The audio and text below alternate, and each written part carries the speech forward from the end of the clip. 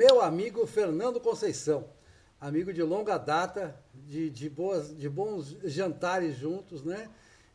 De boas conversas, né? Há quanto tempo a gente já se conhece, Fernando? Já tem tempo. E acho que o primeiro contato assim pessoal foi na Flica, né? A feira literária, a Festa Literária de Cachoeira Internacional. Você era um dos mentores. E quando eu lancei aquele livro, quando eu estava lançando aquele livro em 2012, Diaspora, vocês me convidaram e eu estive lá num debate com uma pessoa que era da revista Veja. Exatamente. Ali foi o primeiro contato pessoal contigo. Eu tinha desligado o microfone aqui, foi Jerônimo Teixeira que fez uma mesa com você. Foi. Me deu um menorzinho só. Opa, açúcar. Me conte esse episódio aí do Correio Brasiliense. Você foi cancelado? Foi? Agora entrou na onda do Oi, rapaz. cancelamento? Poxa, os caras me incomodam aqui. Eu estou aqui regando minhas flores, cuidando do meu jardim, né? Vendo meus problemas, etc. Os caras me incomodam, perguntando se eu não gostaria de colaborar com um artigo periódico para discutir questão racial, não sei o quê, lá no Correio Brasiliense. E depois de muito pensar, inclusive, eu não costumo escrever de graça, gratuitamente, né? Se eu colaboro, ainda mais com uma empresa, o Correio Brasiliense é uma empresa, né? Mas a pessoa que estava à frente da negociação é um jornalista que trabalha na TV Senado também, e ele faz parte de uma tal de COGIRA, Comissão de Jornalistas pela Igualdade Racial. Então ele me disse, não, é que nós não pagamos, mas eu digo, pô, cara, foda colaborar de graça, porque é como disse Rui Barbosa, a mulher de Rui Barbosa, num famoso episódio, né? Nós que trabalhamos com pensamento, né? O pensamento é a nossa mercadoria, né? Então, ninguém pede um eletricista para fazer um trabalho de graça. Então, a gente vive daquilo que é a nossa mercadoria. Mas mesmo assim, eu disse, tudo bem, vou colaborar. E aí, o primeiro artigo, ele me solicitou, eu escrevi o artigo, né, Correio Brasiliense, e botei o título, que é uma pergunta, se Jair Bolsonaro é racista. Bolsonaro é racista? Né? E no artigo, acho que não caiu no agrado dessa turma lá, estava gerindo isso, porque se criou uma imagem de que você, que é do movimento negro, você tem que meter o cacete na direita, você tem que ser de esquerda, né? Ativista do movimento negro tem que usar trancinha, tem que ser do candomblé, tem que ir aqui na Bahia usar branco, dia de sexta-feira, tem que saber sambar, e tem que ser do Partido dos Trabalhadores ou de algum partido aí desse, que se diz de esquerda, né? Então, como eu não sou atrelado a nenhuma igrejinha e a nenhum partido, eu não devo satisfação a nenhum grupo, né, eu costumo atuar dessa forma autônoma. Acho que isso, apesar de que o cara disse, ao me contactar, o jornalista lá que me fez o convite, disse que já conhecia meus escritos. Ele disse, poxa, eu leio suas coisas e tal, gosto muito. Não sei. Quer dizer, então, para que me convidou para escrever? Aí me convidou. Sabendo que você não era um cara que louvar Cuba, por exemplo, né? Aquele regime de alta inclusão racial de Cuba, né? Porra, não é, velho? Quem conhece o livro de Carlos Moore, quem conhece Carlos Moore, um dissidente cubano, radicado aqui na Bahia desde os anos 2000, sabe que é aquele regime que perseguiu prostituta, proxeneta, né? O regime revolucionário, entre aspas, de Cuba. E assim são em outras partes. Pois bem, eu gasto meu tempo, minhas semantemas, né, para refletir, escrevo o artigo, mando o artigo, né, 3, 4 dias depois, o cara entra em contato comigo dizendo, quer dizer, fazendo um desconvite, dizendo que o artigo gerou uma discussão forte entre o grupo lá deles, né, e que também eu menciono uma ativista que eles têm como pessoa a ser preservada, né, e então disseram, olha, estamos desconvidando você. Eu achei isso uma sacanagem, né? Porque eu não pedi nada, eu estou aqui na minha, eu ia trabalhar de graça para essa turma, né? Essa turma lá de gigolô do movimento negro, da questão racial no Brasil, ia trabalhar de graça. O cara gasta meu tempo e depois diz, não gostamos das suas ideias e vamos desconvidar você. Achei uma sacanagem, né, Aurélio? Tenha paciência. Esse foi o episódio. Mas o artigo... Sim, é isso que eu ia perguntar. Eu publiquei no meu blog, fernandoconceição.com, né? E agora as pessoas estão lendo o artigo. É isso, cara. Por enquanto ainda temos esses canais, blog e tal, YouTube, né? Não sei por quanto tempo, né? Porque se depender de certo movimento do cancelamento, aí a gente vai ser banido disso tudo também. Né? Essa lei, por exemplo, esse projeto de lei, das fake eu news, estou né? até dedicando a ler esse projeto de lei aprovado já no Senado, com a iniciativa de um senador daqui. O sobrenome dele já diz quem é o cara, né? Coronel, Ângelo Coronel. Então já diz tudo. É um desses coronéis, né, que controlam a sua região aqui na Bahia e tal. Eu estou lendo esse projeto porque eu quero fazer uma crítica ao projeto, porque é o meu dever como jornalista, como professor de comunicação, né, entender o que é esse projeto, que quer regular, digamos assim, a liberdade de expressão, né, na internet. Eles querem criar uma couraça, né, a pretexto de que não se deve difundir, digamos, ataques pessoais ou difamação, etc. Cria-se uma lei para isto quando o Código Penal brasileiro já tem lá, né, no Código Penal o Código brasileiro Penal já é censório. Ele já é censório, ele já é... Exatamente, ele já regula, digamos assim, as ofensas, né, os crimes, etc. Mas hoje há um movimento, e esse movimento é fruto de um ressentimento de um setor da opinião pública brasileira e grandes grupos de mídia brasileiro que sempre mandaram, tem em relação à perda do seu poder, ou pelo menos o questionamento que hoje se faz do poder desses grupos via redes sociais. Ou seja, qualquer pessoa pode criar um blog, pode criar um canal, como você está fazendo ali agora no YouTube, né?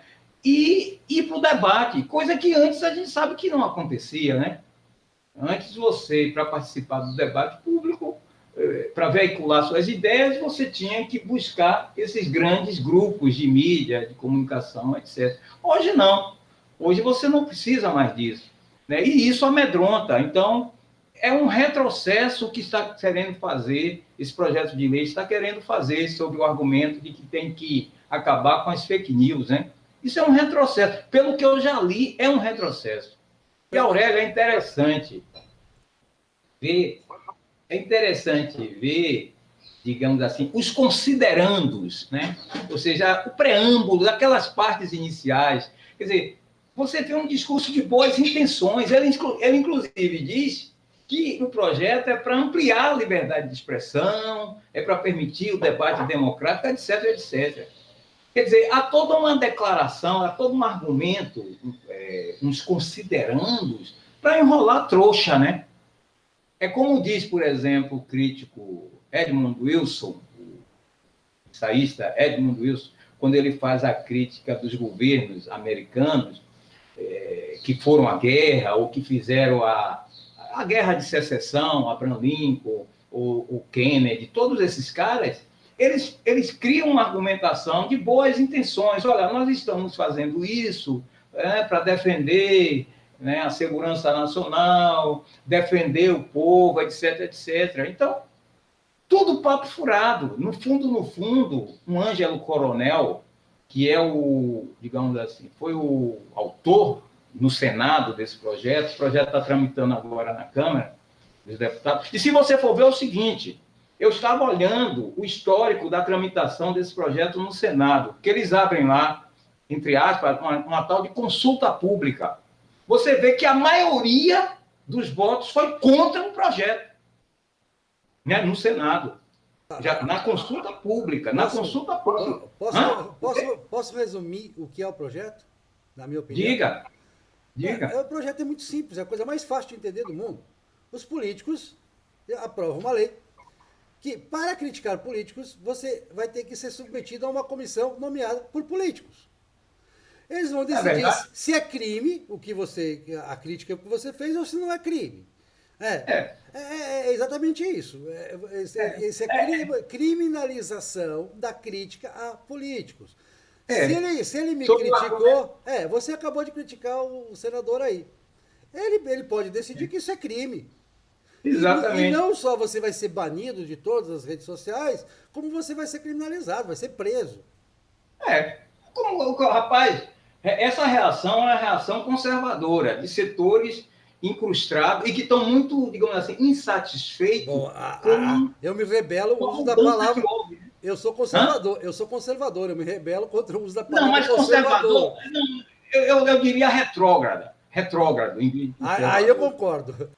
É uma reação, digamos assim, ao que ocorreu na eleição de 2018. Né? Que a eleição de 2018 é um marco, digamos assim, no papel que essas novas mídias tiveram no debate político brasileiro. Né? E elegeu, digamos assim, vamos dizer entre aspas, um pária, ou seja, um cara que não fazia parte das elites políticas tradicionais brasileiras, embora ele é lá de um grupo lá do Rio de Janeiro, não sei as relações subterrâneas dele. Mas, de qualquer forma, não se esperava isso. Então é preciso conter isso. Você vê, por exemplo, que tanto esse projeto de lei, quanto o inquérito aberto no Supremo Tribunal Federal, né, ferindo todo o Código de Processo Penal, um inquérito aberto pelo presidente do Supremo, né, Tribunal, que escolheu a dedo, digamos assim, o magistrado que deve presidir o inquérito. Isso vai contra todo o edifício constitucional, que diz que quem pede a abertura de inquérito é o Ministério Público, pô. Sempre foi assim. É o Ministério, depois da Constituição, é o Ministério Público o autor da ação, né, que encaminha ao juiz, né, que aceita ou não a denúncia do Ministério Público. E veja, ao encaminhar isto, o juiz ele é sorteado, ou seja, não é indicado, houve um tempo que era, mas a Constituição de 1988 e o que decorreu na legislação penal brasileira, né, diz que o juiz ele é sorteado quando você dá entrada no processo. O ministro, o presidente do Supremo, ele é o autor da ação, é ele que vai investigar e é ele que vai julgar. Quer dizer, é o Supremo que vai julgar. Aurélio, e pasme, a maioria do Supremo, acho que o único voto dissidente foi do Marco Aurélio, entendeu que isso é assim mesmo. O único que divergiu, se não estou enganado, foi o Marco Aurélio. Quer dizer, quais são as garantias que eu e você agora temos, rapaz, de exercer o nosso direito à crítica? Não, eu já postei. Nenhuma. Eu já postei no Facebook que ninguém é mais genial na história da humanidade do que os ministros da STF. Eu não vou dizer nada em contrário disso, porque eu tenho filho para criar. Você não pode fazer como Roberto Jefferson, né? Numa entrevista que deu agora, nessa segunda-feira, a um canal também aí de YouTube, em que ele realmente vai para cima, só livra a cara das ministras, das duas, da Carmen Lúcia e da Rosa Weber, né? Não? Mas ele diz que aquilo ali ele diz, a coisa mais, digamos assim, infantil que ele diz é: se o público tivesse acesso a uma reunião fechada dos ministros lá do Supremo, né, o público vomitaria o tempo todo. Foi a coisa mais, digamos, menos censurável que Roberto Jefferson quis sobre os ministros do Supremo. Quer dizer, hoje você não tem um Estado democrático de direito dessa forma, porque quem diz o que é o Estado democrático de direito, em vez de ser a Constituição, é a interpretação que os ministros fazem da Constituição. Aí vale tudo, né? Fernando, eu queria te fazer uma provocaçãozinha aqui. Você nasceu no Calabar, né? Para quem não conhece aqui, que não é de Salvador, né? É um bairro popular, digamos assim. Como é que se diz? Ocupação espontânea, próximo da conhecida Barra, né? Todo mundo conhece a Barra. Aquilo é Mion Imobiliário, já foi o... Ainda né? Então o Calabar é uma pedra no sapato ali da Barra, né? E você quis mudar o mundo, né? Eu acho que você foi estudar e tal, aquela coisa, o mundo continua no mesmo lugar.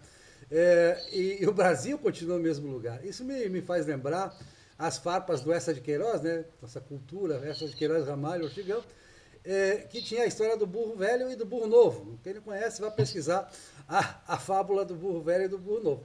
No Brasil, me parece, de uns anos para cá, de umas décadas para cá, que o burro novo fez um acordo com as moscas, né? Ele mantém aquele hábito de espantar as moscas de vez em quando, porque ele gosta daquilo, de espantar a mosca, mas as moscas que voltam são sempre as mesmas. Esse corporativismo aí que toma conta do Brasil, que está sempre ali, está sempre dominando certas esferas. Não te parece um pouco isso? Não parece um pouco cansativo essa coisa de as mesmas moscas, né? O burro é novo, mas a mosca é a velha. Mas nós vamos aos poucos, a sociedade, palmilhando, avançando pouco a pouco, graças à Constituição de 1988. Hoje, você está me entrevistando agora, mais cedo, eu gravei um vídeo para o meu canal do YouTube, né? Zé Dinoca.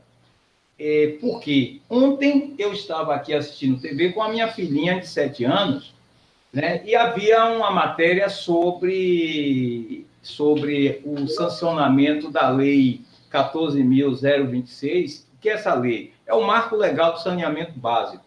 E você falou que eu nasci do Calabar. Então, eu peguei um livro que eu escrevi, Cala a Boca Calabar, isso em 1984, e a epígrafe do livro é um poema que eu escrevi ainda adolescente e pedi para minha filha de 7 anos ler.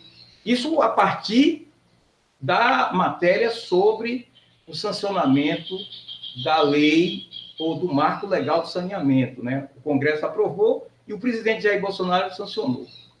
E eu gravei um vídeo hoje falando sobre isso. O quanto isso é revolucionário. Repare. Desde é um grande avanço. O quê? É um grande avanço.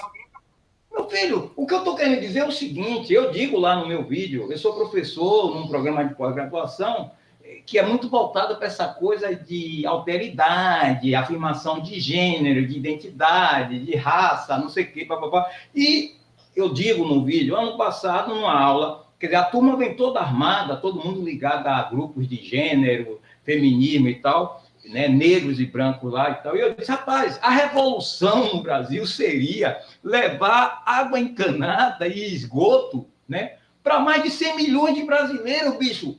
Mais de 500 anos, a metade da população brasileira não tem acesso a saneamento básico, nem água. E eu dizia à minha filha, eu nasci na favela, e um dos problemas que tinha lá, seu pai, por exemplo, era todo perebento, pereba na cabeça, pereba nos pés, nas mãos, as mães ficam preocupadas, todo mundo cheio de doença, indo à morte. Por quê? Porque a rua era um esgoto só, porra. Esgoto a céu aberto. Quando chovia, alagava tudo, e esgoto, e miséria, e você bebendo água suja o tempo todo.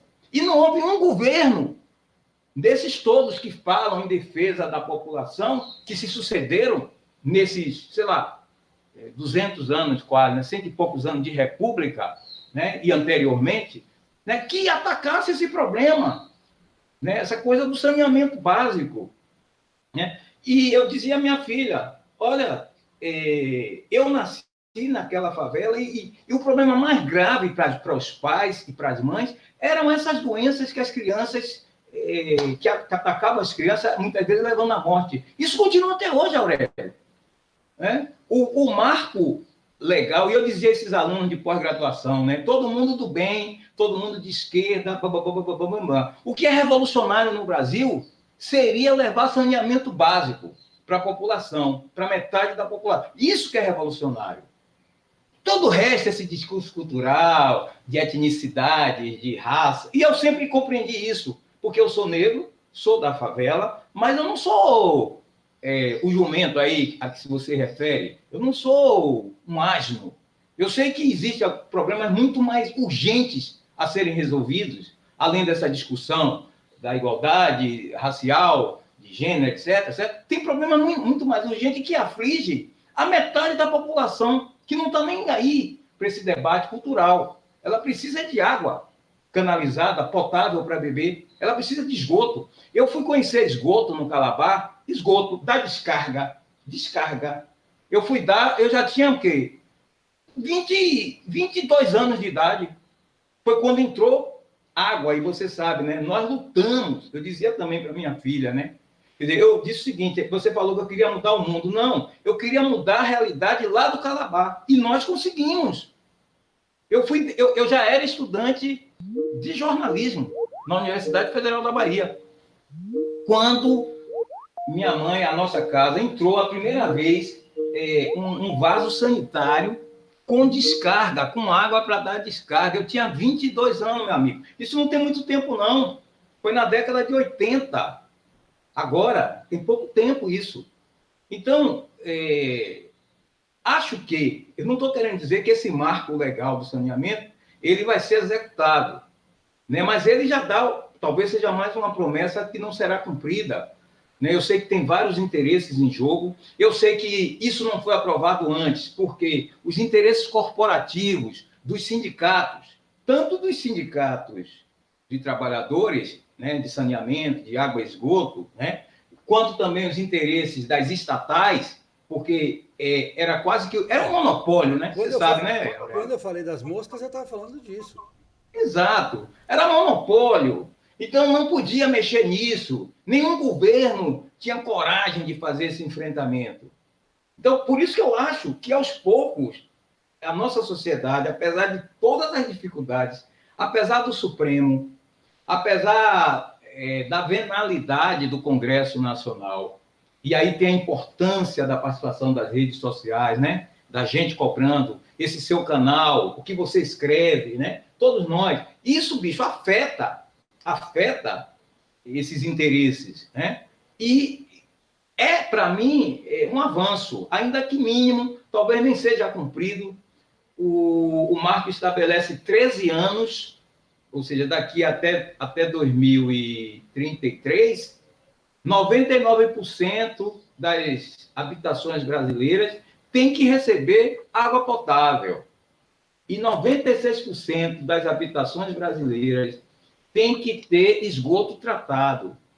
Isso vai ser uma revolução, meu irmão. Você vai ver, se de fato isso ocorrer.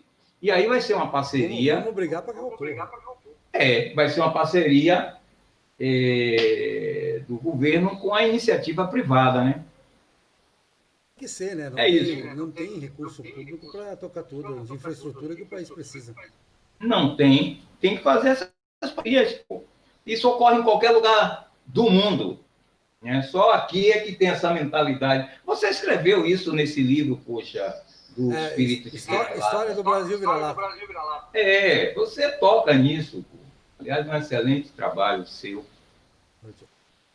Vai lá. Eu fico honrado com que você tenha gostado do História do Brasil Vira-Lata. Gostei mesmo. Eu li agora, né? Você relançou ele, eu o li. Na verdade, é outro livro, né? Eu refiz todo. Refez, né? Coloquei coisa nova. O anterior não tinha visto, não. Não tinha nada. E olha que você o lançou, faltava uma semana para a gente entrar de quarentena. Foi o último lançamento que teve, depois ninguém mais lançou nada. Foi no final de fevereiro, eu acho. Início de março já. Início de março. Você o lançou ali, senão já era. Bom, você é professor da Faculdade de Comunicação da UFPA, né? Então, quer dizer, você é um estudioso, já fez, já estudou na Inglaterra também, né? Como é que você vê essa questão? Ainda bem que eu ouço isso, porque eu só vejo nas redes sociais, né? Começou com aquele negócio do Bauman, né? Que eu critiquei muito, que dizer que aquela redes sociais é a colonização da vida privada, é a colonização do monopólio da informação. Né? Exato. Você estudou a comunicação a vida inteira, é professor de comunicação, é formado em jornalismo. A sua área é essa. Como é que você vê hoje as redes sociais? Eu vejo de forma positiva. Eu sou daquela corrente que disse que o Thomas Jefferson que disse, né, falando sobre a imprensa lá no período, um dos fundadores dos Estados Unidos, de que é melhor você ter um governo, como é? É melhor você ter um governo com imprensa do que uma imprensa sem governo, ao contrário. Quer dizer, é melhor você ter um governo que critique a imprensa, que o papel é esse, do que você querer governar a imprensa. Então, eu sou totalmente a favor da liberdade de expressão a partir desse marco legal estabelecido na Constituição. Né? Você vê que nos Estados Unidos é proibido legislar contra a liberdade de expressão. O Brasil não chegou a tanto. Né? Quer dizer, uma lei como essa do Coronel, Ângelo Coronel, jamais seria possível sequer discuti-la lá nos Estados Unidos, porque a Constituição, se não me engano, é a primeira emenda, é uma das emendas, diz que é proibido legislar contra a liberdade de expressão. Então, não é à toa... É a primeira emenda. Eu sempre defendo a primeira não emenda. é à toa que todas essas novas ferramentas têm, digamos assim, sua origem, não digo sua origem, mas, digamos assim, o seu florescimento naquele país. Quer dizer, eu sei que a internet houve colaboração de outros, de cientistas, né, ingleses, cientistas franceses, etc., mas foi nos Estados Unidos que essa ferramenta proliferou e se desenvolveu, e hoje nós usamos essas ferramentas todas que nós usamos, né, são desenvolvidas nesse local, nesse locus. Né? Eu sei que também agora a China, mas a China também está entrando, mas a China também ela se beneficia desse conhecimento tecnológico, científico lá nos Estados Unidos. Por que isso se dá? Se dá num clima de liberdade de expressão absoluta. E quem cometer crime tem a legislação, poxa, específica. Específica não, tem a legislação criminal, tem a legislação penal. Né? Eu não quero que Ângelo Coronel tutele-me. Porque quando você lê o projeto que ele mandou, que o Senado aprovou, é assim, o povo brasileiro é criancinha, entendeu? Precisa da proteção, entre aspas, do Senado, né? Porque ele não pode ouvir determinadas coisas, etc. Eu não quero isso, meu amigo. Eu não quero ser tutelado por nenhum senador, por nenhuma Câmara, por nenhuma lei desse tipo. Né? Porque isso para mim, na verdade, ideia de jirico, né? Mas Eu espero... não é só ele, né? Quer dizer, hoje o coronel contou com a maioria lá, porque a maioria sabe também, né? Que a maioria tem essa impressão no nosso Congresso, de que o povo brasileiro não é preparado para pensar por conta própria. É um povo muito despreparado.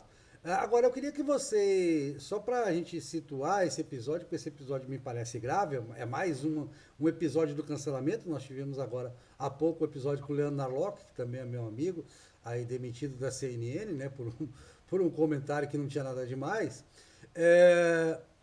Eu queria que você explicasse para a gente o que tinha nesse artigo do Correio Brasiliense que você acha que tinha, que incomodou tanto, que levou esse pessoal esse pessoal que tá no você já está no meio aí, né? Tá empregado no serviço público e resolveu ter um comitê lá de censura, de cancelamento. O que fez com que te cancelassem nesse artigo aí? Primeiro, o título, Bolsonaro é racista, é uma pergunta. Né? E o básico é dizer o seguinte, para mim, pouco eu estou lixando-me se Bolsonaro é ou não racista, ou se o presidente da Câmara, o Rodrigo Maia ou o Alcolumbre também são racistas. Primeiro, a Constituição brasileira não proíbe ninguém de ser racista. Ela proíbe a prática do racismo. E aí, o que eu digo, um outro tema que eu abordo, é esse mimimi, esse chororô, essa vitimização de setores do movimento negro hoje que são louvados, inclusive por uma determinada corrente de mídia, né? De que é preciso acabar com o racismo e de que os brancos eles têm que se aliar a essa causa, de que a causa do racismo também é uma causa branca, ou seja, eu preciso da compreensão do branco para que o racismo acabe. Então, existe toda essa corrente, que, na verdade, essa corrente tem outros interesses, e esses interesses eu venho denunciando desde meu tempo lá do Calabar, de militância no bairro, porque a maioria é negra, né? Que transformaram a causa da luta racial, né, num negócio, numa mercadoria. Isso não ocorre somente no movimento negro, social negro. Você vê isso também no movimento homossexual, você vê isso também no movimento feminista, né? O quanto se injeta de dinheiro aqui no Brasil, dinheiro da cooperação internacional para essas causas, isso há mais de 4 décadas, né? E a situação real da grande maioria não muda, não se altera.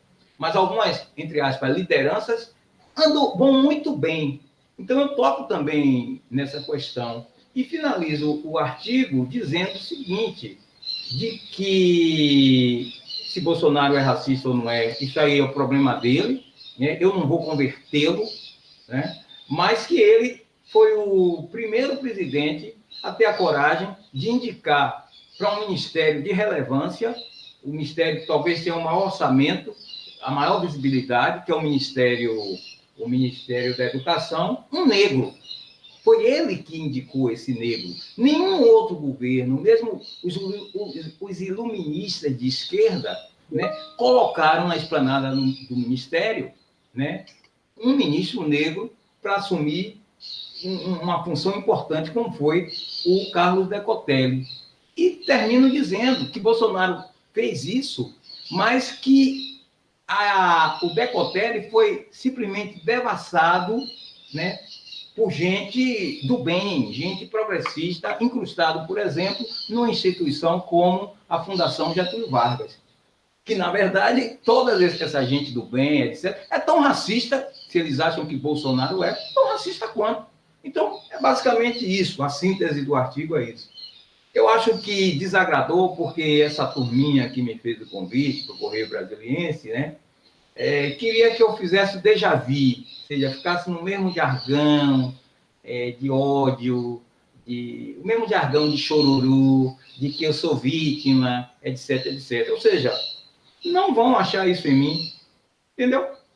E o mais irônico é dizer que o cara que me convidou, ao me convidar, disse, eu já conheço você, os seus artigos, há mais de 20 anos eu leio você.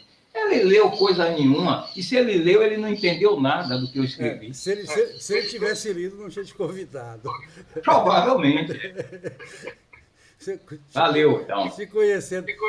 Fernando, eu vou querer marcar outras conversas para a gente bater papo. Se você topar, né? Não, mas se você marca, me avisa. Falar mais longamente, né? Eu sei que quando você tem compromisso e tal, a gente vai parar mais cedo. É dizer que muito bom falar contigo novamente. Eu gosto muito de você, você sabe, gosto muito da gente bater papo. A gente não concorda em tudo. Claro. Não é ótimo. Mas que é sempre gostoso, sempre agradável conversar contigo, porque uma coisa que eu admiro em você, você pensa com a sua própria cabeça, né? Você não se deixa guiar por nada, né? Você não tá para defender a causa de terceiros aí, né? Isso a partir das leituras, né? Que sempre fiz. Por exemplo, acabei de citar o John Schultz aqui, A Crise Financeira da Abolição. Citei também o seu livro que acabo de ler. Tudo isso me alimenta, meu amigo. Quer dizer, então, na verdade, você diz assim, pensa por sua cabeça própria, mas você mesmo sabe que não é tão própria. É que existe uma tradição de pensamento, eu busco isto, eu leio para poder digamos assim, atuar politicamente na academia, onde eu estou, lá na universidade, né? Também pago um preço por isso, por tentar atuar de forma autônoma, sem fazer parte de grupos, igrejinhas, essas coisas. Você sabe disso, os ataques que a própria academia, a minha universidade, a minha faculdade tentou me fazer, me destruir, né, moralmente e tudo mais. Mas eu nunca temi esse pessoal, porque é um pessoal, digamos, intelectualmente tacanho, vamos dizer assim, né? É isso, eu agradeço e vamos para frente, meu amigo. Maravilha, Fernando. Valeu. Até a próxima e grande Você abraço. desliga aí, né? Desligo, beleza. Valeu. Valeu.